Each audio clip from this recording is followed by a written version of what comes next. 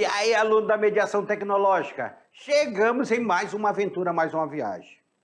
Ponto, peraí. Hoje na aula 11, professor, de que nós vamos falar na aula 11? Lembra que até o momento nós estávamos estudando sobre a Idade Antiga. Estudamos a pré-história, estudamos os povos antigos, estudamos sobre o Egito, sobre Roma, sobre Grécia, sobre os hebreus, sobre os fenícios, sobre os persas, toda aquela população que viveu lá na antiguidade, ok?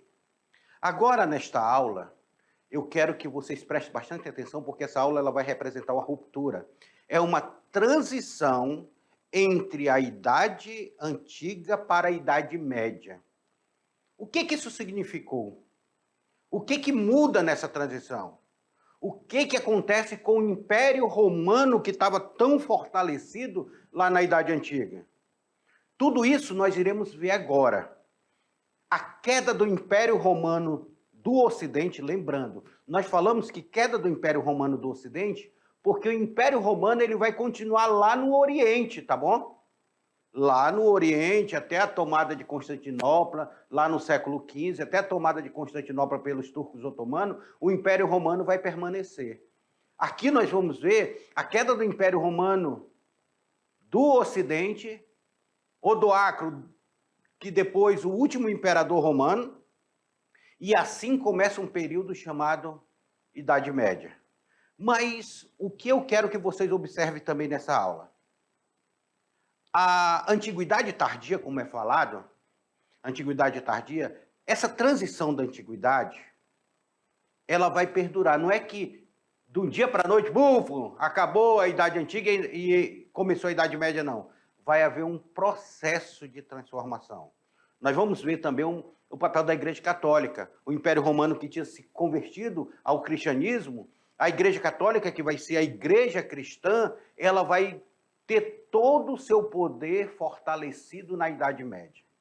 Então, tudo isso são características desse processo de transição. As cidades desaparecendo, muitas cidades desaparecendo, o mundo feudal, o campo, ele ficando com o maior número de população.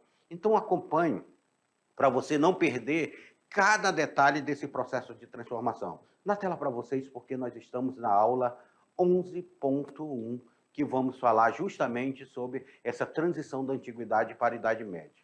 Vamos ver a crise do Império Romano, as invasões do Império Romano, a queda do Império Romano do Ocidente e a Antiguidade Tardia são os assuntos. E a gente vem sobre, olha aí, ó, essa foto, ela é bem simbólica nessa foto aqui, porque olha aqui, vem comigo aqui, ó. Vem comigo aqui. Essa foto aqui ela é bem simbólica porque, percebam vocês, seria o povo chamado pelos romanos de bárbaros, os povos germânicos tomando conta. Percebam vocês que essa simbologia aqui de ele estar arrancando a cabeça do imperador numa cidade romana. É uma simbologia muito forte, porque os povos germânicos eles vão adentrar dentro do Império Romano, e o interessante, eles adentram, num primeiro momento, pacificamente, com autorização do Império Romano. Só que depois eles vão precisar adentrar com mais vigor, com mais força, e vão começar a atacar o Império Romano. E esses ataques vão enfraquecer o Império Romano até sua queda. Então, essa foto aqui ela tem uma simbologia muito grande. A tomada de Odoacro aí, a tomada dele, a derrubada dele do último imperador romano. Então, acompanhe na tela para você não perder nenhum detalhe, nenhum detalhezinho. A partir do terceiro século depois de Cristo, então, nós estávamos já no terceiro século. Ali, depois de 1201, começa o terceiro século, né? De 1201, não. Depois de 201, começa o terceiro século. O Império Romano iniciou a fase de declínio e decadência. O que dá o declínio, ou seja, a queda gradual? O que vai fazer com que o Império Romano, que era tão forte, comece a se enfraquecer? Acabou resultando na fragmentação da parte ocidental. Mais uma vez eu chamo vocês a atenção. Nós estamos discutindo a parte ocidental, tá? Não oriental, porque Vem cá comigo, rapidinho. O Império Romano se tornou tão grande, que chegou um determinado momento que nós tivemos que se teve que dividir o Império Romano entre o Império Romano do Ocidente e o Império Romano do Oriente, de tão grande que ele é. E o Império Romano lá do Oriente vai ser chamado de Império Bizantino. Não perca o raciocínio, tá, aluno? Para você entender. Não perca o raciocínio, que tudo isso são assuntos importantíssimos para vocês entenderem essa unidade que nós já vamos entrar, que é a unidade 2. Na tela para vocês, e volta aí na tela para vocês. A crise econômica e política somou-se à chegada dos povos germânicos. Então, nós temos crise econômica, nós temos uma crise política, a chegada dos germânicos, levando o fim da parte ocidental do império e a ocupação do seu território por esses povos. Ok? Professor, que parada é essa de Ocidente e Oriente? Pega a Europa ali no mar Mediterrâneo, vamos dizer que da Europa para cá, para o nosso lado, seja o Ocidente. É chamado de Ocidente. Então, a parte ocidental é pegando da Europa ali e vindo para essa parte aqui, até as Américas. Então, nós estamos fazendo parte do Ocidente. Quando você pega ali, no finalzinho da Europa ali, nós temos o Oriente Médio e o Extremo Oriente. Então, é a parte oriental, indo ali para o Japão, para a China, o Irã, o Iraque ali já é o Oriente Médio. Pegando aquela parte ali, indo na parte oriental. Então, essa é a divisão aí entre Ocidente e Oriente, tá bom? Só para vocês entenderem. Na tela para vocês, volta aí na tela, porque vocês precisam entender que até parte do século II depois de Cristo, o Império Romano viveu um período de relativa paz e de grande prosperidade, que ficou conhecido como paz romana. Então, Roma vivia na paz, vivia em acordo com um povo conquistado, então estava numa tranquilidade até o século II. Mas no final desse período foi marcado pela morte do imperador Marco Aurélio. A morte do imperador Marco Aurélio ela vai ser uma simbologia muito grande para a queda do Império Romano. Até tu, Brutus. Em 180 depois de Cristo, inicia-se assim a decadência romana, que se estendeu até a fragmentação da parte ocidental do Império Romano em 476, que foi a data que Odoacro depôs o último imperador. Fragmentação, essa outra palavra que eu quero que vocês gravem aí. Fragmentação. Fragmentação do Império Romano. Fragmentação da Europa.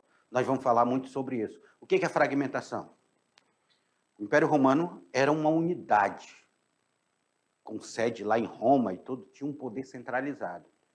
Quando nós falamos que há uma fragmentação, é como se o Império Romano fosse um grande vidro, vamos supor, fosse um para-brisa de um carro e quebrasse. Vocês já viram o para-brisa do carro quebrado? Faz um monte de farelozinho assim, de pequenos pedaços. A Europa ela passou assim, ela passou a virar uma coxa de retalho depois da queda do Império Romano, porque deixou de ter um poder centralizado. Houve uma fragmentação desse poder.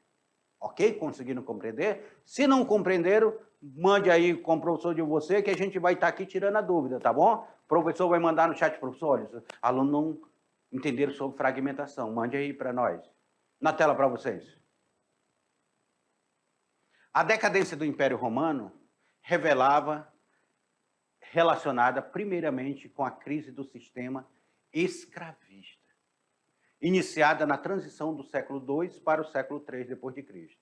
Esse sistema era parte essencial da economia romana, que contava com a renovação da população de escravos do Império por meio das guerras de conquista e expansão típica da história romana. Então, nós temos aí, crise escravista. Os romanos, a base da economia romana era a base escravista. Eles não conseguiam viver sem escravo, porque grande parte da população estava nos seus exércitos lutando. E os outros povos conquistados, alguns deles eram escravos. Então, esse sistema era parte essencial da economia romana. Então, com o enfraquecimento do escravismo, a economia começou a ruir. Com a diminuição da quantidade de escravos, diminuiu a quantidade de escravos. Não havia renovação natural dessa população. A disponibilidade dessa mão de obra no Império começou a diminuir. Assim, esse processo afetou a economia romana e causou a diminuição de sua produtividade, provocando, consequentemente, o aumento do custo de vida em todo o Império. Então, se a base da economia era escravista, houve a diminuição de escravo, e aí, agora o que fazer? O que fazer? Aí começa um complicador. Eu não tenho quem plantar. Se não tem quem plantar, vai começar a faltar alimentos. Eu não tenho quem construiu a estrada para ter acesso, que eram meus escravos que construíam. Então vai começar a faltar alimentos. Tudo isso é um sistema que começa a enfraquecer porque a base do Império Romano era uma base escravista. Se não bastasse essa crise econômica gerada pela crise escravista, ainda tem a crise política. A crise política. Aí vai ser a pior. Quando se tem uma crise política, as coisas desandam e tudo, um governo tentando derrubar o outro, aí a coisa desanda. Por isso que precisa haver um equilíbrio para a coisa começar. O próprio Império Romano, que era tão forte, caiu. Imagine outros países que são mais fracos do que o Império Romano, se houver uma crise política forte. Aí ele vai desaba de vez. Na tela para vocês. Além da crise do sistema escravista da economia, a crise política também contribuiu para o enfraquecimento do Império. Esse período na história romana, entre o século III e o século V, foi marcado com uma intensa disputa de poder, com a conspiração sendo realizada contra os imperadores, o que gerava uma instabilidade que enfraquecia a administração romana. Os senadores eram contra os imperadores, o imperador era contra os senadores, e um matava o outro, e era uma crise enorme aí, uma crise de sucessão. Foi terrível. Aí o Império Romano só tende a ir para baixo. Se não bastasse isso, ainda temos esse fator aqui, ó, as invasões. Se não bastasse isso, ainda temos as invasões. As invasões do Império Romano. Tá. As invasões do Império Romano. Então, quando o povo germânico ele entra, e por que o povo germânico vai invadir?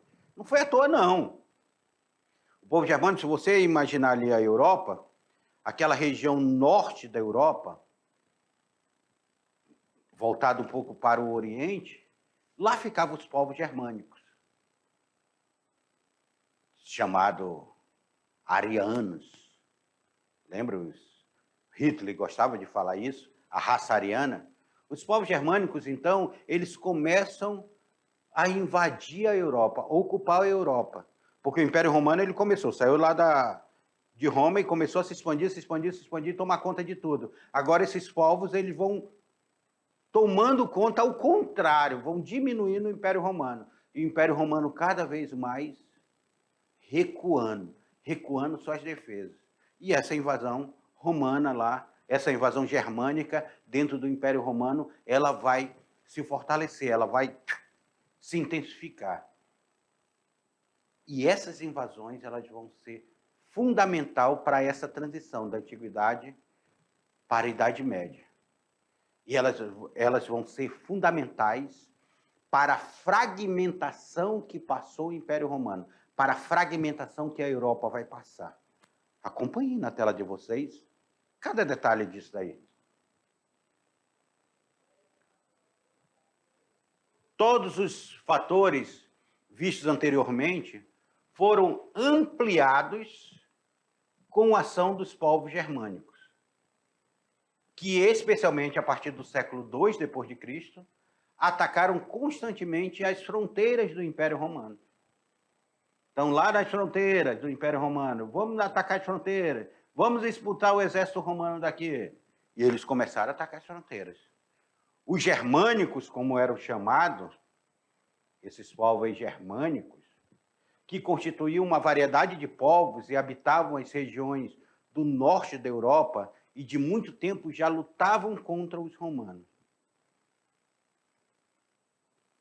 Como eles eram chamados pelos romanos? Os romanos chamavam, sabe, esses povos germânicos de bárbaros, que tem uma conotação, é claro, pejorativa, que faz menção ao fato de esses povos, os povos germânicos, não possuírem a mesma prática e a cultura romana. Então ele dizia, olha, como não possuem a mesma prática e a cultura, eles são os povos bárbaros. A partir do século II depois de Cristo, a migração germânica intensifica-se e com o enfraquecimento do poder romano, as fronteiras do império ficam mais frágeis.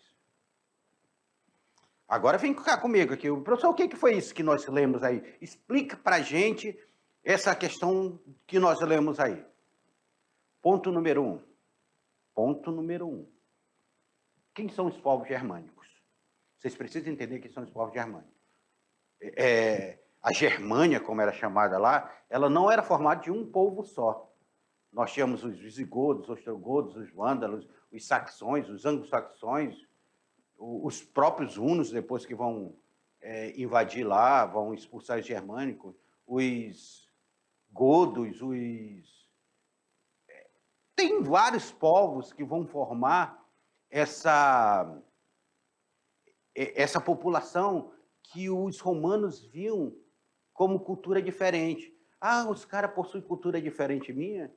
Ah, os caras não seguem a mesma religião minha? Ah, eles não têm os mesmos costumes, então eles são bárbaros. Olha aí como o Império Romano chamava esses povos, de bárbaros. Por isso que muitas vezes nós vemos a invasão bárbara. Deixa de barbaridade, menino. Porque os caras vieram com sangue nos olhos contra o Império Romano. Não foi brincadeira, não. Eles reagiram e reagiram forte contra o Império Romano. E aquela luta toda lá, puf, invade o Império Romano. E agora? O que o Império Romano vai fazer contra esses povos? Recuar. Recuar e tentar defender Roma. Era o último refúgio, Roma. Mas vamos ver se deu certo? Na tela para vocês. Então, agora nós vimos quem eram esses povos aí, ó. Deixa o Império Romano cada vez mais frágil. E o aumento nas migrações dos povos germânicos, segundo os historiadores, aconteceu pelas seguintes razões. Por que aumentou essa migração dos povos germânicos para dentro do Império Romano? Por que aumentou essa migração desses povos germânicos para dentro do Império Romano? Ponto número 1, crescimento populacional. Se os caras começam a se reproduzir, começa a população a crescer, o aumento populacional leva os germânicos a procurarem por melhores terras que suportassem o tamanho de sua população. Ou seja, se tem mais gente, tem mais boca para comer. Se tem mais boca para comer, precisa-se de terras mais férteis para essa produção. Então eles começam lá, as terras dele, o frio que está lá, eles começam a adentrar dentro do Império Romano atrás de terras mais férteis para a sua produção.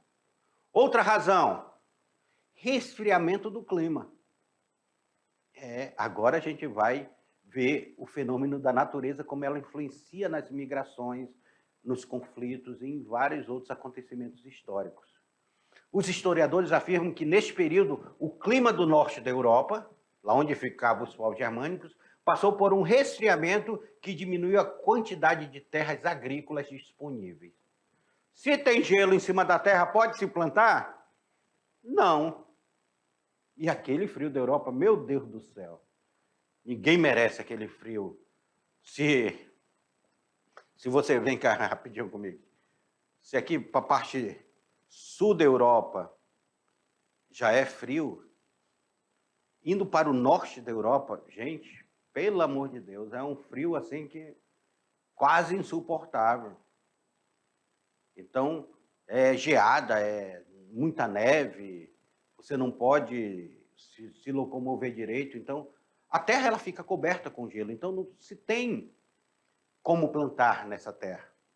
Procura-se então terras mais férteis e propícias, um clima mais ameno para plantar. Isso foi um dos motivos.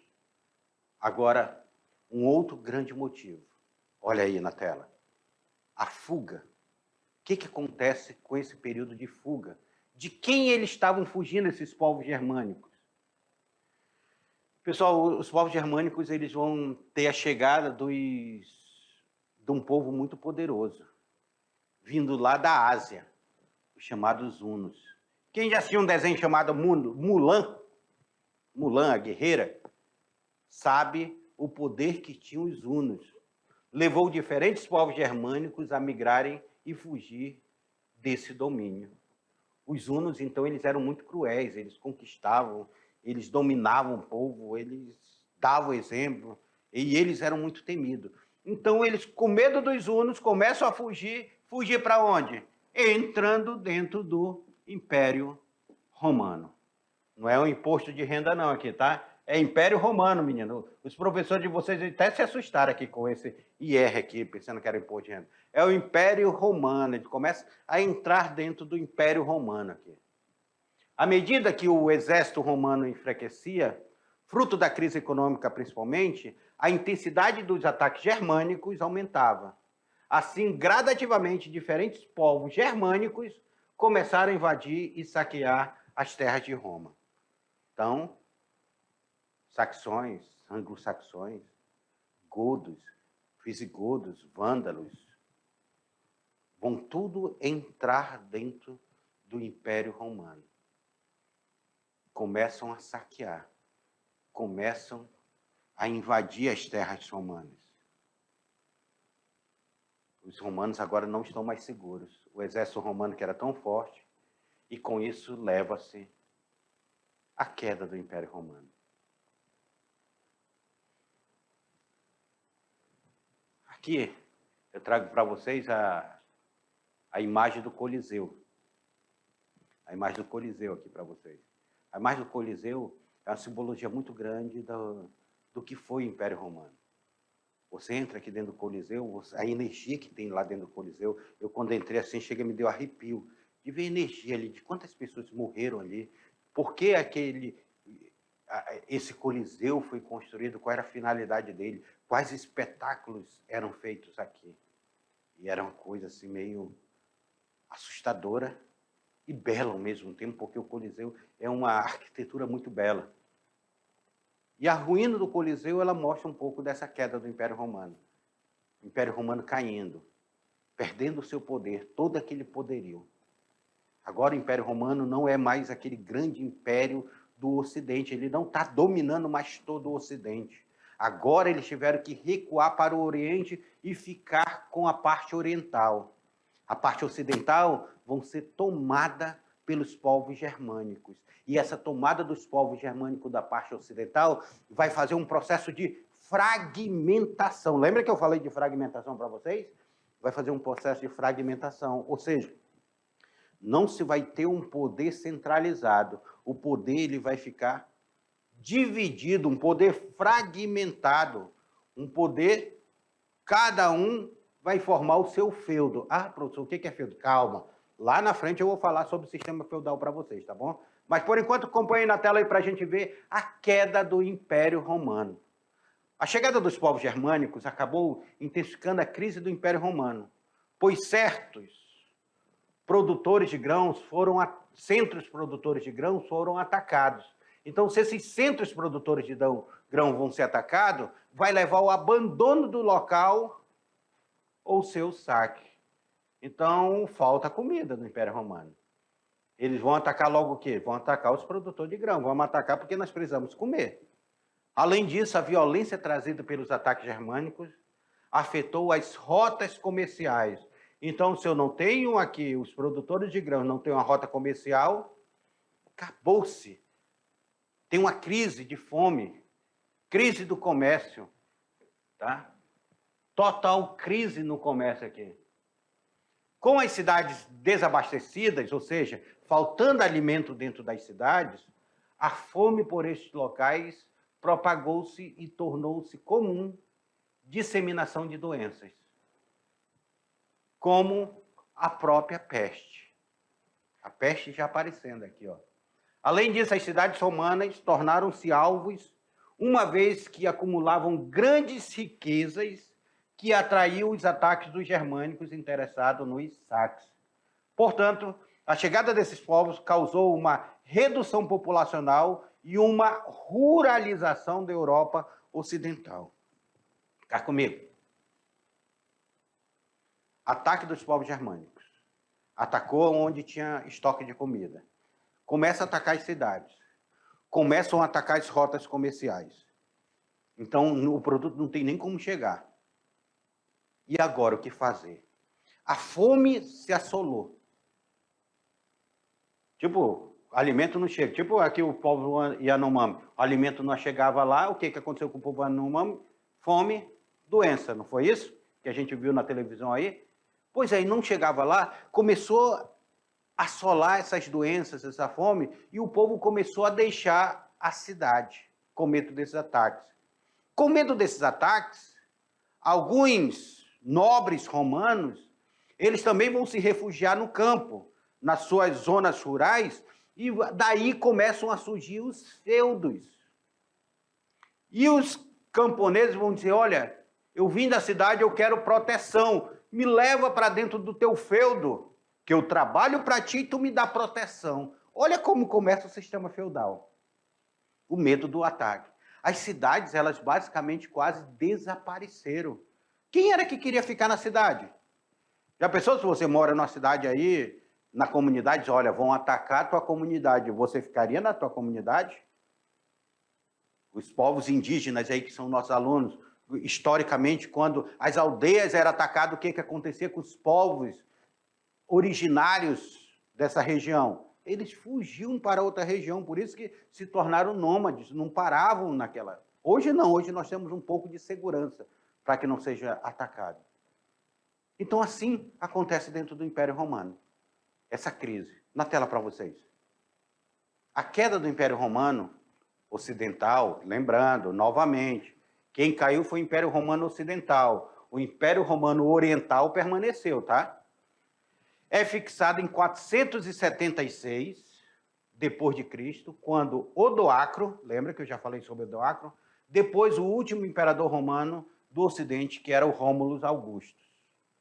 Os Rômulus Augustus foi deposto por Odoacro. A queda do Império Romano do Ocidente é um evento muito importante na história, pois é o símbolo da transição da Idade Antiga para a Idade Média. Agora vocês compreenderam, aluno, essa transição da Antiguidade para a Idade Média.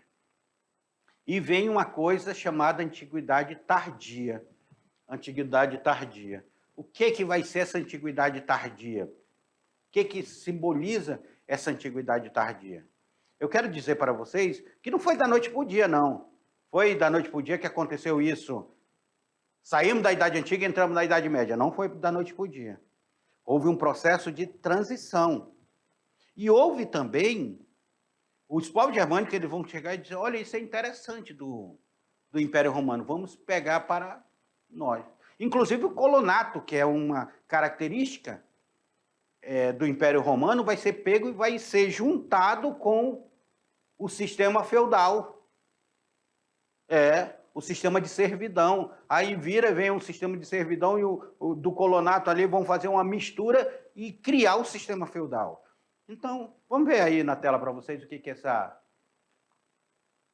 Antiguidade Tardia. Denominada um período de tempo ainda impreciso que se localiza entre a Antiguidade Clássica e a Idade Média. O termo Antiguidade Tardia começou a ser usado por historiadores alemães no início do século XX.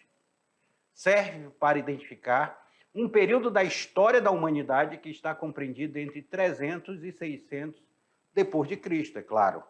Entre o ano 300 e 600 depois de Cristo. Isso daqui é o início da Idade Média, que é considerada aí essa Antiguidade Tardia. A Antiguidade Tardia é mais aceita como um período que inicia com o declínio do Império Romano do Ocidente, a partir do século III, e se estende até a conquista islâmica e ação do Império Bizantino na fundação da Europa Oriental. Aí é sociedade tardia. Aí é o Império Bizantino, ação do Império Bizantino. Aí é a conquista islâmica, também que o islamismo vai se expandir, que nós vamos ter uma aula específica sobre isso. Alguns pesquisadores defendem que as raízes da cultura medieval já estavam presentes. As raízes da cultura medieval já estavam presentes do desenvolvimento do cristianismo. Desta forma, acrescentam que há traços de continuidade contundentes entre Roma Imperial e a Alta Idade Média. Da mesma forma, essas características culturais também estiveram presentes no Império Bizantino. Professor, vem cá comigo, que ficou meio confuso. Ponto número 1, Império Bizantino. É o Império Romano do Oriente, é o Império Bizantino, tá bom? Então, alguns traços dessa cultura estão lá no Império Bizantino. A Igreja Católica ali, o catolicismo, o cristianismo em si, que o Império Romano se torna cristão, mas nós falamos catolicismo porque vai ser a primeira igreja a ser constituída dentro do cristianismo. O catolicismo, ele traz também essa cultura, ele contribuiu para essa cultura feudal. Trazido da cultura romana, a cultura feudal se juntou e fez essa antiguidade tardia. Essa Alta Idade Média é o início da Idade Média. Então, a Alta Idade Média, essa cultura medieval já estava presente lá na Antiguidade. A cultura que vai ser imposta na Idade Média, ela já se via presente lá na Antiguidade. Lá no desenvolvimento do cristianismo, já estava presente. Então, há uma continuidade desse processo, ok? Não houve uma ruptura assim, do dia para a noite, não. Há uma continuidade e há um crescimento desse processo. Olhem na tela para vocês aí. O uso do termo antiguidade tardia sugere, então, que há uma continuidade de características sociais e culturais da antiguidade clássica que permaneceram presentes na Idade Média. O que se verifica é a ausência de rupturas nítidas, ou seja, não teve uma ruptura, acabou a ruptura, acabou uma coisa e começou outra. Não tem. Há uma ausência dessa ruptura nítida. Há um processo de transição. Embora o emprego da expressão antiguidade tardia sugira que as prioridades sociais e culturais da antiguidade clássica perduraram através da Europa até a Idade Média, o uso da Alta Idade Média enfatiza o rompimento com o passado clássico. E a expressão migrações de povos bárbaros enfatiza a ruptura no mesmo período de tempo.